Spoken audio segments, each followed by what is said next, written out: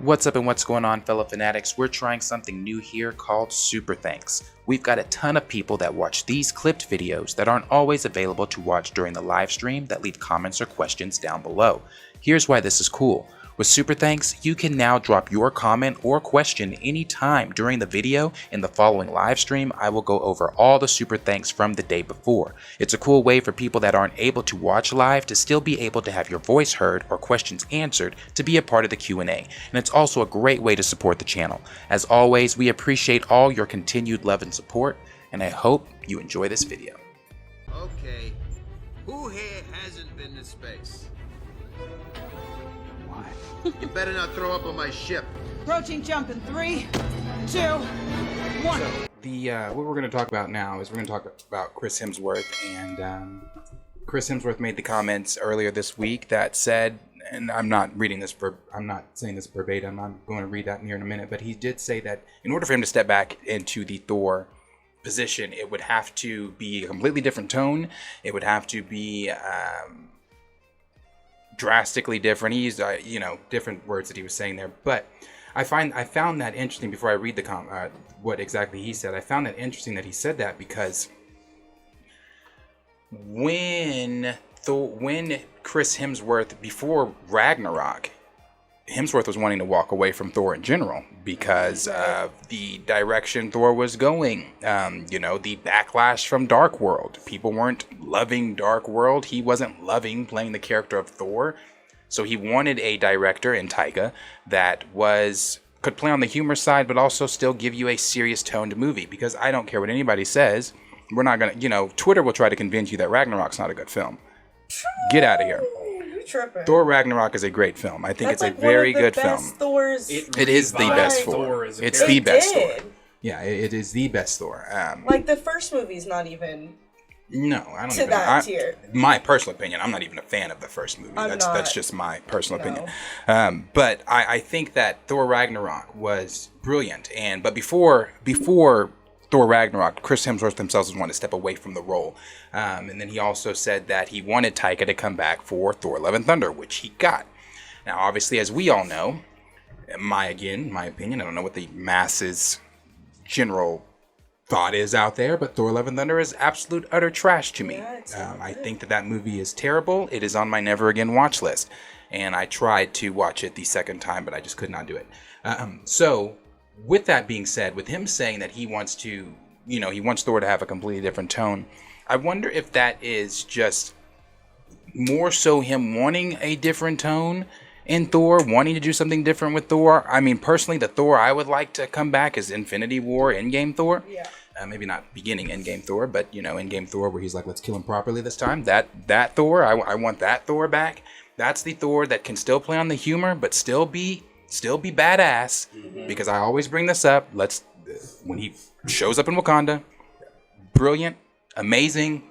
Everything in Infinity War with Thor for me was great. He's one of my favorite parts of Infinity War. Yeah.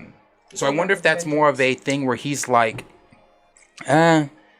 Thor Love and Thunder was absolute shit, and I'm getting like the critics are, saying, not just the critics, but the audience even is saying, oh, this is not that great. That there actually are a lot of people in the audience, a lot of regular, I guess you can call them normie fans that do like Love and Thunder. But overall, Love and Thunder is just not a great film.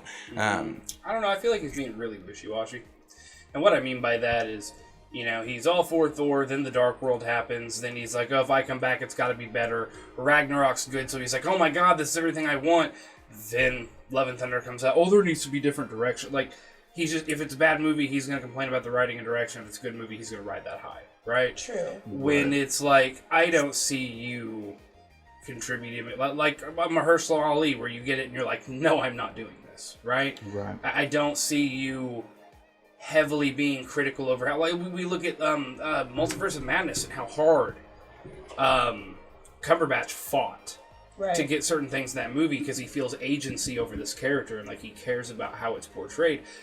I mean, a Thor movie is literally rolling a D20 dice and wherever it ends up, are we going real basic in the first one, dark in the second one, fun, kind of funny third, really funny fourth, are we going back dark?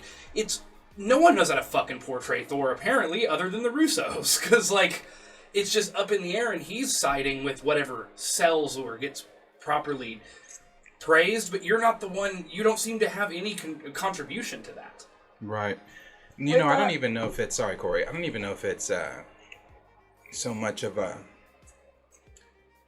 they don't know how to write him, because, again, Taika did a good job with Ragnarok when he was railed in, when the reins were still connected to Taika, but when you got Kevin Feige on the red carpet before Thor: Love and Thunder even comes out saying, I don't know, it's a Taika film. While I think Ragnarok that gets back to that whole creatives conversation, but while I think Ragnarok is a great movie, like, I don't know, coming off the coattails of The Dark World, I feel like maybe it's a little, I don't want to say inflated, because again, I greatly enjoyed the movie, but I'm like, anything could have been better direction than Dark World. Anything would have gotten praise over that. Yeah. And I'm sorry, but here's another maybe reason. So, seeing the portrayal of Thor in God of War Ragnarok, which I just finished, right? He is a dejected Thor. He's an alcoholic. He's depressed. He is literally Thor in Endgame. which one are we talking about? The Thor portrayal from God of War Ragnarok. They had Thor in it. Oh, Ragnarok. And he's a drunk, a neglectful father. He's very dejected. And so seeing that portrayal, a humanizing, but he's also Thor, a badass warrior, I'm kind of like, damn. There's so many good ways to tell a Thor story, and they are just not doing it in Marvel. I don't know why. He's such a popular character with so many great storylines to go down, and they're just fucking it up. Right. Yeah, like I said, I think I won't. For me personally, I can't get on the train of I can't get on the train of because Dark World was so bad. That's why everybody was just like, oh, Thor: Love and Thunder is just, or Thor: Love and Thunder, Thor Ragnarok is just so good. I think Ragnarok holds its own. It does. Like Ragnarok doesn't need. Like when I go into Ragnarok, I'm nowhere am I thinking, me personally, am I thinking Dark World or any of the other Thor I films. think it's in its own. I personally feel like it's in its own world, like it's in its own category. Like it doesn't connect with the other Thors. But what I was saying earlier too, I feel like his voicing and his opinion about, oh, if he does come back, it needs to be different, also has to do with him finding out that, finding out about his health. Right. And he's probably taking it more serious because, I mean, he looked great in Love and Thunder. Like, when he obviously shed the fat. Right, Like, he looked great. And, I mean, I'm not a fan to the point where, like, I follow him, but he does pop up on my feed. And, he worked hard for that body. And just for the critics and the audience to turn around and be like, that was a shit movie. Well, I also think there's the one problem they're running into with Thor is now, take this with a grain of salt when I say they almost have a comic accurate Thor in terms of how strong he is. Yes. Compared to how weak and nerfed everybody else in the MCU is. That is why he's had to be taken out of so many things and had to be sidelined so much, right? But I feel like it doesn't fit when you have the opening of Thor: Love and Thunder where he just kind of throws Mjolnir and it's destroying the whole civilization by itself. True. And he's like, ho, I'm a god, and he's just does the leg flex against it. It's kind of funny, right? But, like, I just feel like they haven't found where he fits. True. I can agree with that. Where he fits other than taking him out and then throwing him in because they have to take him out of most things. Because most people can't stand a chance against him. So, I don't know. I feel like it's just a weird fit for him. I just don't know if they're writing... Oh, and that goes to a much, much larger issue of the writing. I don't think they are writing him correctly. I feel like every movie, he's a different Thor. And we have seen many layers of Thor. Going from Jane Foster being in Thor 1... Was she in Thor 2? Yes. She was? Mm-hmm. Okay, because I was going to say, we went so long without the mentioning of her. Without her really having anything to do with anything. Yeah, we didn't hear from her. And then boom, we're heavily right back into that story. I literally felt like it was a different Thor we followed through Endgame, and now we're back to that Thor. Back to the Thor 2 Thor. You know what I'm saying? Like, it just felt weird, and I feel like they write him poorly. Are you talking about in Endgame? Or in Love and Thunder? What I'm saying is I felt like because them going back and focusing so heavily on Foster and Thor being kind of dumb. I don't know. I just feel like that his writing always seems different almost every time I see him. Yeah. No, they... That's why I love the Russo's portrayal of him.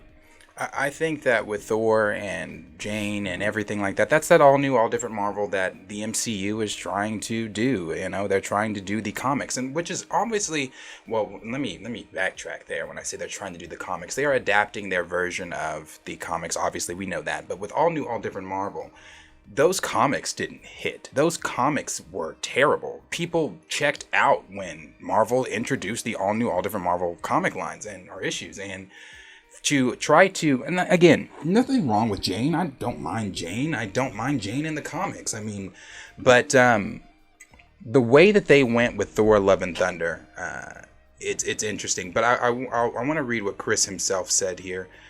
He went on to say, when he was speaking with Happy Sad Confused podcast, Hemsworth pointed out how the first two Thor movies were quite similar. Then the third and fourth films in the series, both directed by Taika Waititi, were also similar. He said he wants them to be drastically different in tone from his first two outings. The actor explains that he has appreciated how he has been able to continuously reinvent the character, citing Avengers, Infinity War, and Endgame, and yet another unique character of his journey as Thor. I've said this before, but when it becomes too familiar, I think there's a risk in getting lazy, then because I know what I'm doing. Hemsworth went on to say, I don't know if I'm even invited back, but if I was, I think it would have to be drastically different version in tone. Everything just for my own sanity. Thor lost his mind, and in the last one, he's got to figure it out now. I mean, like I said, I agree with him there when he says he needs a different Thor, and you know, not just for his sanity, I think for all of our sanity, because there's no way I can sit through another Thor: Love and Thunder. There's no way. There's no way I will sit through another Thor: Love and Thunder. So I think that I do completely agree with him when he says it needs to be a completely different tone. I mean, because even when we talk MCU, the future of the MCU, and we discuss like heavy hitters, guys that can come in, like when we're talking about the current roster, we're like, well, who's going to take on Kang? Thor's name never comes up, and it's not because Thor can't take Kang, it's because Thor within the MCU has been so, what's going on? Yeah. Do I want it? Like, it's like, what's going on with Thor? And low-key, they made him such an idiot. They did. I was just about to say, I feel like they downgraded his intelligence so much. Hardcore, the dude bro kind of Thor is what they have going on here. But then you see him in Avengers, and you see him in New Game and Infinity, and it's like a completely different type of... you know what I mean? Like... To a point, I mean, I still feel like he's kind of... They kept the charm, because part of it, there is the charm to it, right? Of him being the dude bro, but... I don't know, I mean... Even Loki, it's like, well, no duh, he can trick all the Asgardians. They're portrayed as idiots, right? Like, Kang could outplay the MCU Thor a million times over. It's not convincing to me that he would have the competence to go one-on-one with Kang. I don't know. The physical strength, possibly. I mean, it's Thor. It's fucking Thor. You know what I mean? But the mental game, I don't think he's got it. At all. Are you talking about like Thor comic or Thor MCU? MCU Thor? Oh, comic Thor. Fuck yeah. Comic Thor is terrifying. Yeah. But MCU Thor? See, no, and that's where I still have to kind of give... Playing the devil and the angel here. Mm-hmm. That's where I still have to give Thor a little bit of slack there, because Thor's pretty... Again, it just really depends on the film. Because in Age of Ultron, he's not stupid. I know, but I'm saying this Thor that we're watching right now, he's kind of dumb. Yeah, but like, no, in Thor: Love and Thunder, he was really dumb. Stupid. In Love and Thunder, it was again the first opening scene where he's like, "I just need someone to come and tell me, Thor, we need your help," and then Star-Lord, Thor, we need your help with this war. And then he takes out Stormbreaker and rides him like a broom, and I'm like, oh, it's one of those. This is going to be one of those films. Mm-hmm. Yeah, I mean, because in Age of Ultron, Thor was the one that said, you know, I believe it was Age of Ultron. No, was it Age of Ultron where Thor left and he said someone's trying to play an intricate game with our Yeah. Or whatever. I think it was Age of Ultron. But yeah, in Age of Ultron, he wasn't stupid. Right. Well, what I mean about the stupidity too is like, okay, so whenever he gained the Fat Thor, right? A lot of people didn't like Fat Thor, right? When it happened, me, I was like, I didn't like it. Oh no, in my mind, I don't like Fat Thor because what they did with it. At first, I was like, he can go dark. They can go into, and I know I'm bringing up an entirely different franchise, but there is a moment, this is the comparison I'm talking about. In God of War Ragnarok, it's Fat Thor, right? He's a big boy. You go into a bar at one point, and he's just sitting there getting drunk, and he's like, he literally says, all Thor is good for is killing giants and pissing mead, and then just starts fucking murdering. You know what I'm saying? He's dark. He's angry. He's, you see more I don't want to listen to. And that's what I thought they were going to go for when they found him. I thought it was going to be we got to crawl in a hole and pull out what is left of Thor. But instead, he's playing Fortnite, cussing at kids over the microphone and eating pizza. And I'm like, that's what I mean by they make him seem stupid. Yeah. They make him seem emotionally unintelligent. I see what you're saying. And that's why I'm like, I don't take this Thor seriously at all. Yeah, no. And I think Chris Hemsworth is at that point too, where he's just like, I'm not taking this character seriously because every time it feels like we're getting somewhere, we're taking steps back. Mm-hmm. And then on top of that, you've got all the things going on with Hemsworth's health, his personal health with Alzheimer's, and he doesn't have it now, but he is high. It's a high risk for him to get it due to running within his family. And, that's another question that's into play. And I asked this on Wednesday with Kellen. I'm going to ask it again to you two. If Hemsworth decides, because he said, if I come back, if I'm invited back. And I hate when they say that, if I'm invited back. You're invited back. You're Thor. You're Thor. The MCU knows you're Thor. Everybody of Marvel knows you're Thor. But with him having the health scare issues that he's having, wanting to spend time with his family and everything like that, do we see a future within the MCU where Chris Hemsworth does not come back as Thor? What does Marvel do? Do they recast Thor, or do you put Thor to bed? What do I want them to do, or what do I think they'll do? Either. I would want them to recast him. What I think they will do is let Jane and Valkyrie take over the stories. And that would be utter ass. This is why I asked. Because I just wanted to know. The most I want to likely know thing your I opinion. would see, and this thought, I'll end it on this one, is I believe we would see a King Thor. Maybe. He would sit upon the throne like Odin did. There's so many things with Odin they've never done. True. They killed him off so early that maybe he would fill that role, and Jane and Valkyrie would fill up, and Sif would fill up Thor stories. That's what they'll probably do. I don't want. Maybe so. Maybe so. I don't see him coming back for another movie. No, I do see him coming back as a cameo. Really? To just end it out on a good note, possibly, yes. I also don't disagree with Trey. I think he would be the next Odin and step up, and that was how he would end his story, and then Jane and Valkyrie would take over.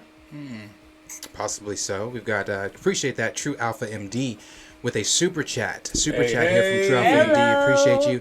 He said, Disney is on a campaign to destroy all well-established male characters. And you know what? When people used to say the whole MCU thing, I was never like, I was one that was not like, obviously I see what you see. I just don't see it in the way that you see it. Not saying what you're saying, True Alpha, because I do agree with you on that Disney is on some type of agenda campaign to where they're trying to get rid of male characters. I'm sorry. At first, I was never one to join in openly, publicly on this conversation. Like, I would say what I would have, I would have my opinions, but I would never openly have that whole Disney has an agenda. But they do. They do. There's been a lot. Look at all of the male characters that they are getting rid of, and all and I'm not saying I don't want to see these badass female heroes, because I do, but that does not mean you have to subtract the badass male heroes that we're all here for too. Like, you've taken them all off the screen, and then you've ushered in every single female hero. See, if I can, just to give my combat thought to that. So, we had Black Widow, right? And then eventually a Miss Marvel, or a Captain Marvel, right? But we basically had one female hero. Barely got any screen time, didn't get around. Who, Black Widow? Yeah. Black Widow did not barely have screen I mean, time. she didn't. Out of all of the Avengers, she didn't get her own until later, right? But she still but got she it. was But still in every who was she film. standing next to? All men, right? But again, knowing who Black Widow is, knowing how bad, I mean, she was badass. She's badass in the MCU. I'm not knocking her badassness. What I'm saying is that for 10 years, it was only male stories That and is a Black true. Widow as a side character to all the men heroes, right? Black Widow is not going to fucking fight Thanos one-on-one. She's not going to. No. A Thor will. A Captain America will. She was, and we were fine with that. No one complained, right? True. We're still getting Spider-Man, Doctor Strange, what's his fucking, Moon Knight. We're still getting Falcon and the Winter Soldier. We're still getting a Loki series. But now they are also adding, we got Shang-Chi. We're getting an equal number of females in the MCU. And people like Tony Stark, Robert Downey Jr. are done. Right? It just They don't wanna hasn't, but do it hasn't anymore. felt that way. But regardless I of think what it's is felt, because- it is the thing is we only ever saw one, maybe two female characters. Now we see like 4, and it's like, oh my god, it's the MCU. Like that's the difference. We're still getting more male characters. We still have more male than female. Yeah. Okay. Well, let me take you to Wakanda Never. Where was the male representation there? Oh, but that was in general. We all agree. Nate, Like, and there Ryan, was Nate no- and Ryan do not speak for the entirety of There the was MCU. no Yeah, there was no. no male representation within Wakanda Forever. There was no male representation within. But I mean, if you take out T'Challa, even in Black Panther stories, it's the Doors, Ramonda. Shuri. It is the Doras, but we're not about to sit here and pretend like it ain't T'Challa. Well, no, but that was Ryan. But Ryan and Nate do not make up the entirety of the MCU. No, but Like, I'm sorry, but if I can still count more male heroes than female heroes in the MCU, it's literally what happened. We got Miss Marvel, the first, other than WandaVision, which is a True. combined show, the first female-led MCU series, and every incel came out of their mom's basement and said, "It's the MCU." But I won't. I can't give that. I can't give that. Why? I could give that if we had series for 12 years plus. We've only had series for what, 2 I years think- in the MCU. And what were the first ones? Other than a WandaVision? combined WandaVision, WandaVision. it was Loki, Falcon and Winter Soldier. We had a Moon Knight. We had Hawkeye. All male-led shows. We get one female-led show, you and got everyone She-Hulk. loses their mind. You got She-Hulk. I'm going in order. But you still okay? So out of order. You got She-Hulk. You got Miss Marvel. Like That's you, 2. you got you got Captain Marvel. But not That's 3. Not just that, but also how, again, like you just said, how they would probably have Thor die off and have Jane and Valkyrie. Mm-hmm. The fact that you even thought that lets me know that you do see the patterns that they're doing. No, it's because they've literally, those are the established characters within the story. They established them. I just think it Thor just has feels also like led that. the movie. How is it MCU when Thor has had 4 main movies and then they give Jane Foster 1? That's still not woke agenda MCU. It is literally... Again, I don't agree with the whole woke agenda MCU thing, but I do see their side of the argument now. Again, playing that devil and angel on the shoulder, I do see their side of the argument now too, because again, when I go and maybe it's because I'm looking at my favorite superhero. And when I sat down in my favorite superheroes film, my favorite superhero was absent. And then on top of that, there was no male representation from Wakanda whatsoever. So Nate Moore and Ryan Coogler don't represent the entire MCU. But then when I turn around and I'm looking at, again, Thor: Love and Thunder, and instead of trying to have both Thor and Jane, you put most of your emphasis on Jane, who you just killed off anyway. On the character who we haven't gotten full story deposition. Let's draw from a character we haven't drawn from yet. That's just good writing. No one's saying that. I'm not saying that. That's not the point I'm getting at. But I also don't have the time to go into that whole debate because we have other topics. But I do see I see both sides. True Alpha. Everybody has their own opinions. Everybody's gonna have their own opinions on it. But I definitely do see both sides. I do think that there is an equal amount of female characters and things like that. But again, for me, it's just one of those things where we need to bring back and get back in some of those strong male dominant characters as well. No one's saying take away the females because I want to see them. Hell, I'm ready for a Monica series. I'm ready for a Monica movie. I'm ready for some of these badass females to have their own stuff, but at the same time, that does not mean take away the male characters. And I think that the male characters should need to also still be on screen. Yeah. That's just my opinion. But as always, question is for you guys. Let us know down below what you guys are thinking in the comments down below. What do you think of what's going on with Chris Hemsworth? Do you think that we are going to see a possible situation where they do recast Chris Hemsworth? Does Chris Hemsworth come back due to his health issues? Or what do you think about the comments he's making here that's saying that Thor 5 has to be a drastically different tone in order for him to, if he even comes back or if invited back?